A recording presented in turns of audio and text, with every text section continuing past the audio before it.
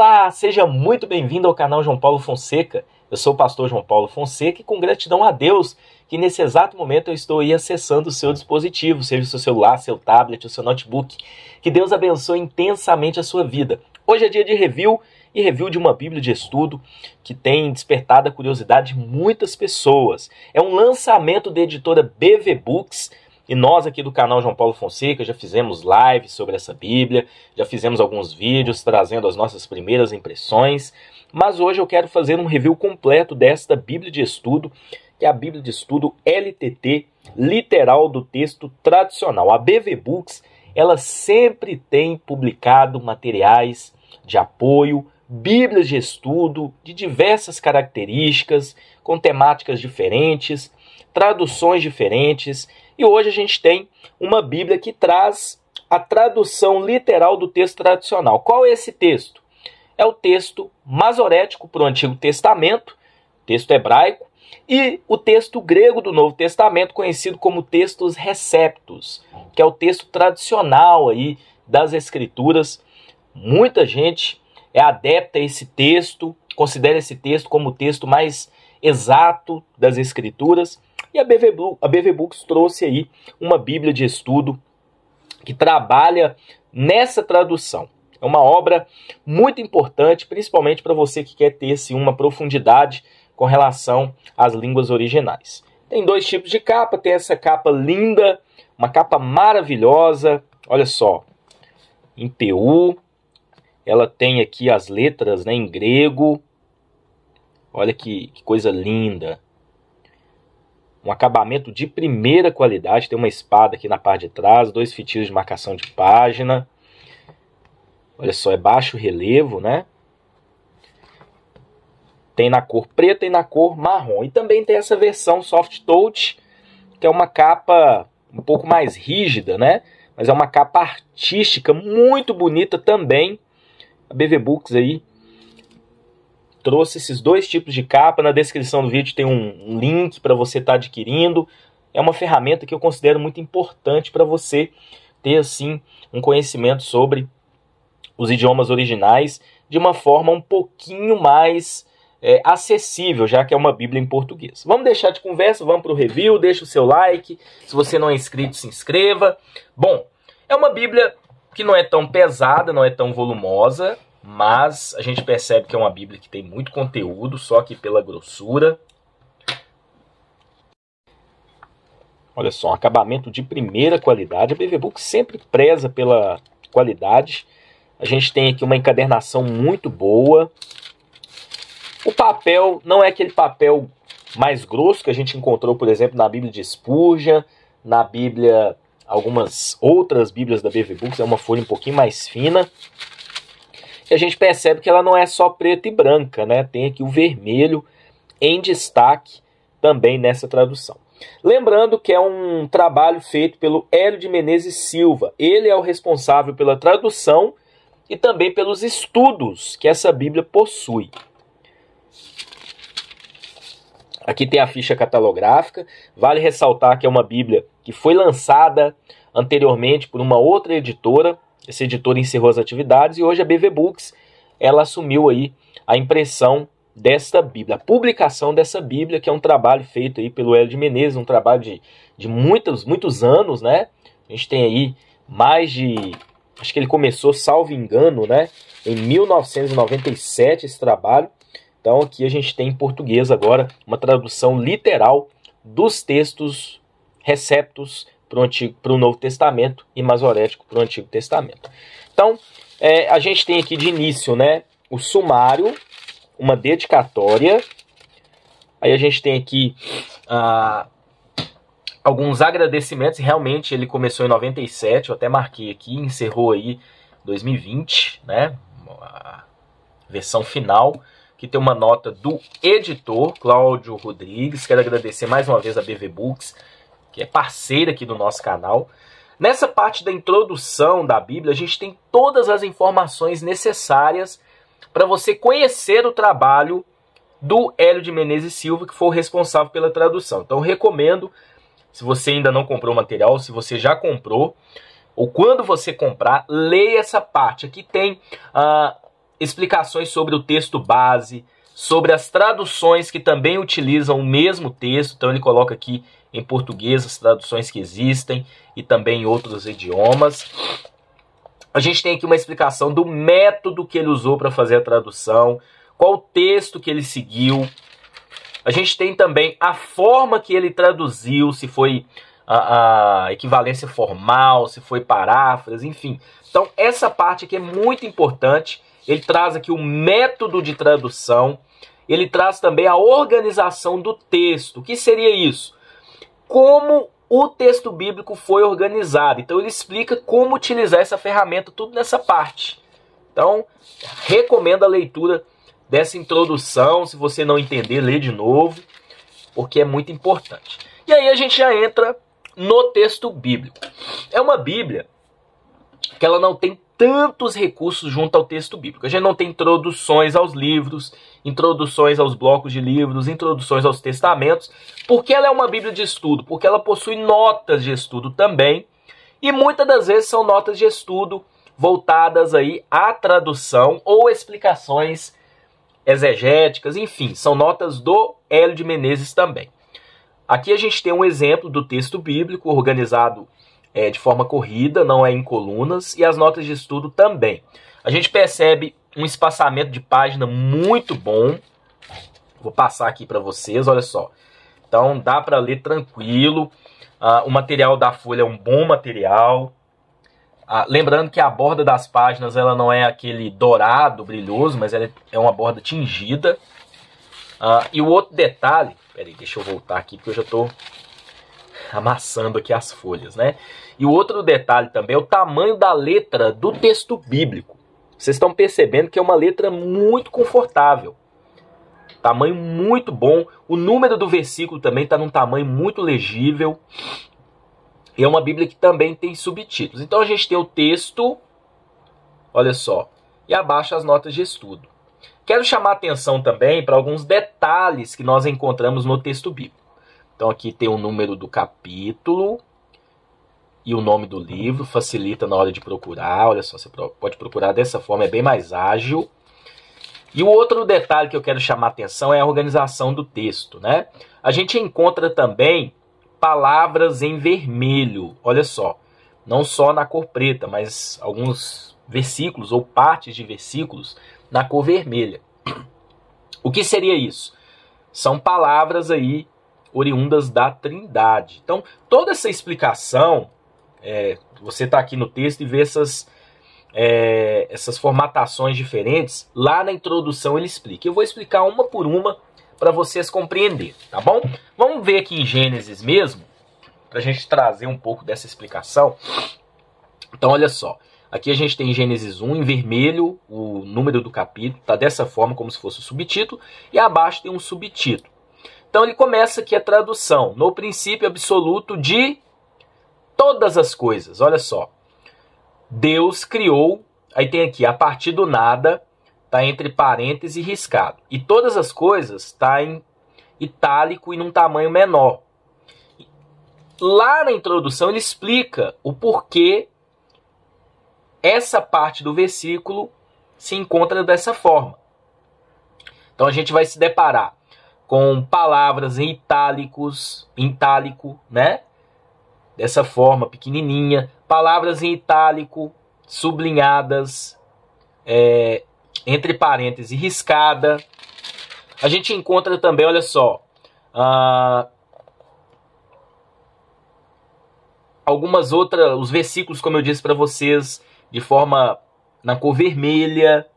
A gente também encontra, quando você está lendo, algumas pequenas notas, olha só, junto ao texto bíblico, que são explicações.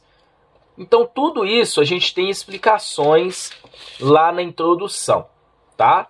Então, vamos voltar lá na introdução, que aí eu quero fazer esse paralelo de explicação para vocês. Bom, vamos pegar o primeiro exemplo aqui no texto bíblico. Vamos pegar um pouquinho aqui das notas de estudo. Então, olha só. No princípio absoluto de todas as coisas, Deus criou o céu e a terra. Então, olha só mais ou menos como funcionam as notas, né? Nesse capítulo, vemos Deus criando o mundo material à vida. Referimos-nos à alma animal e o homem, que tem espírito. Só Deus pode criar essas coisas. Matéria, corpo, vida, alma, espírito. Aliás, só Deus pode criar. Nunca o homem nem os anjos poderão criar a partir do nada. Nunca criarão vida a partir de meros elementos químicos. Então, aqui ele traz uma explicação. As explicações são assim, tá? E muitas das vezes ele também entra em explicações teológicas, exegéticas, enfim. Mas vamos lá, vamos pegar os exemplos. Então, a gente percebe aqui no texto palavras, junto ao texto bíblico, como eu disse para vocês, que elas estão em itálico. Então, por exemplo, e o nome do terceiro braço de rio é Hiddekel. O que seria essa palavrinha itálico aqui em cima? Ele explica logo de início, né? Que as palavras sobrescritas em itálicas, elas são, na verdade, pequenas inserções que estão implícitas no texto. Então, essas palavras, ele coloca aqui que são humanas e talvez, na hora de traduzir, houve falha em fazer a melhor escolha para algumas delas. Então, essas palavrinhas em itálico que vocês encontram, né, e na parte de cima aqui, deixa eu ver se eu dou um aproximo aqui para vocês enxergarem. Olha só, essas palavrinhas aqui, ó, são expressões que estão implícitas no texto, tá bom? Então ele coloca aqui em voz alta, não necessariamente precisa fazer a leitura, mas para uma melhor compreensão do texto é necessário a gente ter essas palavras aqui. Tá? Então, é a primeira explicação. Quando você está lendo e aí você percebe palavras entre parênteses e riscadas, como por exemplo essa, Adão. Então você está lendo aqui. Então o Senhor, Deus fez cair um pesado sono sobre Adão, e este adormeceu, e Deus tomou uma das costelas dele. Adão, tá vendo? Está entre parênteses e riscado. Deixa eu aproximar aqui para você visualizar, olha só. Essa aqui, ó. Lá no início também tem uma explicação sobre isso. Então ele vai dizer o seguinte, olha aqui, ó. 2. Palavras subscritas em itálicas riscadas entre parênteses, elas são menos necessárias ainda, mas são apenas curtíssimos comentários ou explicações para facilitar o entendimento de aquilo que alguns pronomes se referem. Então, está inserido ali para poder te ajudar a entender, é como se fosse um comentário. Está falando aqui, ó. Cadê? Eu até saí da página aqui, ó. Deus tomou uma das costelas dele. Dele quem? Adão. Então aqui já traz como se fosse um rápido comentário, tá bom? A gente também encontra palavras, olha só, na parte de cima. Então você está lendo. Portanto, o Senhor Deus, havendo formado do solo todo animal do campo, toda ave do ar, e trouxe Adão, tá vendo, ó? A palavra varão, e aqui entre tipo um colchete, né? Um sinalzinho. Esqueci o nome desse sinalzinho aqui. Tá vendo? Aqui também ele traz uma explicação que seria isso. Vamos lá ver? Olha só. Vou pegar aqui. Então aqui tem uma explicação também sobre isso. Ele vai explicar que quando nós encontramos palavras dessa forma, olha só, explicação 4. Palavras sobrescritas e italizadas entre parênteses pontudos dão o sentido de nomes próprios. Aí ele dá o próprio exemplo que a gente viu. É como se ele trouxesse já a tradução do que seria o nome. Adão significa homem, varão, tá bom? Vamos ver um outro exemplo, junto ao texto bíblico, para você entender. Então, por exemplo, a gente tem aqui, ó, 21. Ele dará à luz um filho e tu chamarás o nome dele de Jesus, porque ele salvará ele. Tá vendo que tem um asterisco? Ele. Então aqui tem a explicação. Lá naquela introdução, olha só. Então palavras com asteriscos englobando uma palavra significam que a construção gramatical em grego faz com que ela tenha uma ênfase. Ele. Então, ele salvará. Significa que ele mesmo vai salvar. Ele quem? aquele que está sendo dito aqui, no caso Jesus, tá bom? E a gente tem também palavras, olha só, como eu disse para vocês, quando a gente está lendo o texto e a gente vê palavras em vermelho, ou versículos em vermelho, isso aqui é a própria Trindade, o Pai, o Filho e o Espírito Santo falando. Então, tem explicação aqui também, olha só. Quando a gente vê citações, né, ou a gente lê passagens em vermelho, quer dizer que a Trindade ali está falando, né? São palavras pronunciadas por alguma pessoa da Trindade. Quando está em vermelho, em negrito, como é o caso dessa passagem que eu acabei de mostrar aqui para vocês, aqui, ó, Mateus capítulo 16, tá vendo? Ó? Ele, contudo, se contudo ele não der ouvidos, então leva contigo mais um ou dois, a fim de que, apoiado sobre a boca de 2 ou 3 testemunhas, seja confirmada cada palavra. Deuteronômio 19:15. Isso aqui, quando está dessa forma, significa que está sendo repetido uma passagem, enfim, uma citação do Velho Testamento, tá bom? Então, ó, essas notinhas abaixo eu disse para vocês que são notinhas já explicativas que a gente encontra, então isso aqui é nota, tá vendo? Então é mais ou menos assim que funciona a organização do texto. Não é difícil de entender, mas ele colocou dessa forma porque é uma Bíblia que traz alguns recursos, né, muito interessantes para essa compreensão daquilo que o original bíblico, o texto bíblico original traz, tá bom? Então vou voltar ao conteúdo da Bíblia, expliquei um pouquinho aqui esses pormenores. Às vezes você está lendo e se depara com esse iconezinho aqui, ó, tá vendo? É o pilco, que é o início de um parágrafo, tá bom? Então é marcação de parágrafo. Então ela tem algumas particularidades junto ao texto bíblico. Vocês percebem que não tem tantas notas de estudo, porque é uma Bíblia voltada mais para poder trazer esse texto literal, a tradução literal, né? Mas vamos lá. Olha só, tem algumas notas, então tem passagens que tem boas notas, explicações. Vamos lá para o Novo Testamento, para a gente dar uma olhadinha. Então, olha só, Jeremias, praticamente os livros proféticos a gente vê boa parte das passagens em vermelho, porque é Deus falando, propriamente dito ali, o próprio Deus falando por meio, né, do profeta, enfim. Então aqui a gente tem, olha só, Malaquias também. E aí a gente encerra o Antigo Testamento, como eu disse para vocês, não tem introduções aos testamentos e nem aos livros. Já entra direto no texto aqui, Evangelho segundo Mateus. Então, olha só, a tradução literal como funciona. Grande livro, rolo da geração de Jesus Cristo, filho de Davi, filho de Abraão. Traz aqui a genealogia, né? Olha só que interessante. A gente tem aqui outra citação do Antigo Testamento. E aqui do lado ele colocou qual é a passagem, Isaías 7,14. Eis que a virgem terá filho no seu ventre e dará à luz um filho e chamarão o nome dele de Emanuel. Então aqui a gente tem algumas palavras também itálico aqui na parte de cima. E eu expliquei para vocês no início o que seria isso, tá bom?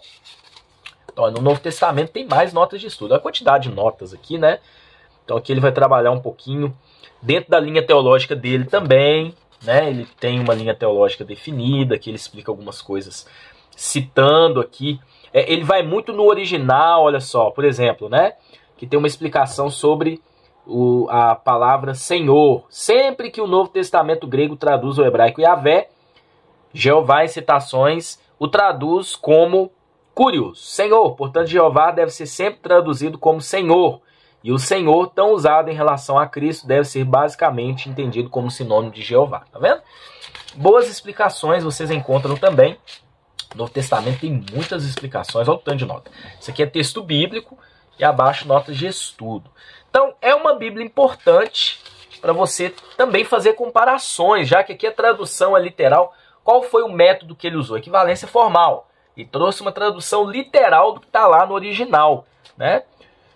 Então, por exemplo, quando você lê aqui uma passagem, vamos ler aqui as bem-aventuranças, né? Finalzinho aqui do Sermão do Monte, na verdade. Mateus capítulo 7, finalzinho, né? Ó, olha só que o texto bíblico vai dizer. Todo aquele, pois, e qualquer... Aí o homem aqui é apenas uma inserção para te ajudar a entender para quem está falando. Que escuta essas minhas palavras e as praticas, eu assemelharei a varão prudente, ao qual edificou sua casa sobre a rocha. E desceu a chuva e vieram as cheias de rio, e assopraram os ventos e bateram sobre aquela casa.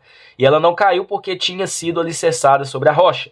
E todo aquele que está... Tá vendo? Isso aqui também é uma... Está implícito, mas a gente faz a leitura para compreender.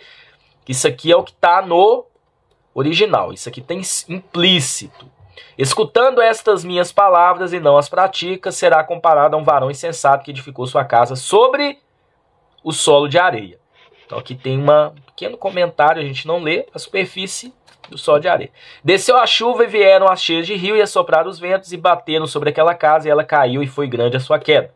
Tá vendo? E aconteceu que quando concluiu Jesus essas palavras, se admiravam as multidões da sua doutrina, porque ele os ensinava na qualidade de tendo autoridade, não como os escribas. Aí tem aqui um númerozinho 1 e abaixo tem a explicação, né, dessa parte que traduziu. Qualidade que realmente tinha, tá bom? Então é muito prática, não é difícil de você entender. Eu creio que ficou bem claro para vocês. E aí ele vai seguindo, né? Não temos assim, não é uma Bíblia que você vai encontrar aqui quadros. Olha aqui Marcos, capítulo 16, finalzinho de Marcos, né? Porque no texto crítico, que é um outro texto base do Novo Testamento, a gente não encontra o finalzinho de Marcos, né? E aí ele explica aqui o porquê que ele entende que faz parte sim da Bíblia, esse final de Marcos, né? Tem uma explicação toda, né, profunda aqui para você entender. E aí já entramos no Evangelho segundo Lucas. Então aqui tem citações no Antigo Testamento em negrito, na cor vermelha, né? Aqui também tem. Lembrando que em vermelho são as palavras ou do Pai, do Filho e do Espírito Santo. É a Trindade falando, que é um recurso muito bom. Então, olha só, a organização é muito boa, dá para você compreender. Caminhando aqui para o final, né? A gente chega aqui em 1 Timóteo, né? Vamos ler aqui 1 Timóteo capítulo 3, 1 Timóteo capítulo 4, né? Mas o Espírito, aí tem um santo aqui, riscado, né? Dentro do parêntese, está falando do Espírito Santo, expressamente diz que nos últimos tempos se apartarão alguns homens de a fé, dando atenção a espíritos enganadores e doutrinas precedentes de demônios. E abaixo a gente tem uma explicação também. E ele é interessante que ele é bem assim, vamos dizer assim, ele defende o texto recebido, que inclusive alguns comentários, por exemplo, ó, 1 Timóteo 3,16, que diz, né, unanimemente reconhecido, grande é o mistério da dedicação de seguir a Deus. Deus foi manifestado em carne, foi declarado justo em espírito, foi visto pelos anjos, foi pregado aos gentios, foi crido no mundo, foi recebido acima dentro de glória. Aí traz aqui a explicação. Deus foi manifestado em carne, foi tomado para cima. Manuscritos alexandrinos, texto crítico, bíblias moderninhas aqui roubam de Cristo o título de Deus, adulterando para aquele que... Aí ele faz a defesa que o correto é Deus se manifestou em carne, né? Então é muito interessante essas analogias que ele faz com relação a esse entendimento, né? Então aqui ele vai fazer mais algumas explicações. E aí a gente chega aqui no final. Como eu disse para vocês, é uma Bíblia que o foco dela é trabalhar essa questão da tradução literal dos textos tradicionais, aí, texto masorético e textos recéticos. Então aqui Apocalipse, ele colocou como livro da revelação. Encerramos, aí no final a gente tem uma tabela de pesos e medidas e um espaço para anotações e não temos outros recursos. Então, esta é a Bíblia literal do texto tradicional, Bíblia de Estudo LTT, literal do texto tradicional, mais um grande lançamento da BV Books. Então, acesse aí o site da BV Books, na descrição tem um link para você adquirir. É uma ferramenta que vai contribuir para a sua compreensão do texto original das Escrituras, trabalhando dentro do texto base, conhecido como texto tradicional. Masorético para o Antigo Testamento, texto recebido para o Novo Testamento. Que Deus abençoe vocês e até um próximo review. se Deus assim permitir.